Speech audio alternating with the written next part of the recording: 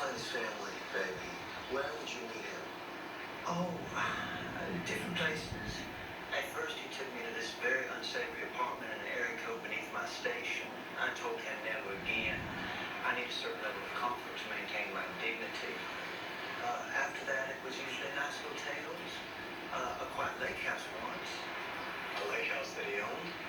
Well, I think so. It had pictures of family. I'm assuming with his wife and children. You remember what? Outside Berkeley. Lake Anza, I believe. I'm sure I had the address in my appointment book. We're gonna need that address. Please. I will help you because I am fond of you. I am fond of you all. I feel we are connected on a deeper vibration. Do you feel that? Yeah, that's Well, I have a little lonesome dove waiting for me upstairs, but his ad reaction is usually rather swift. So just give me 5 minutes, and then perhaps Alexander could come up and retrieve your address. Perfect.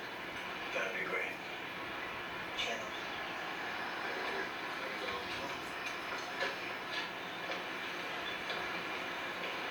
Something we need to know here?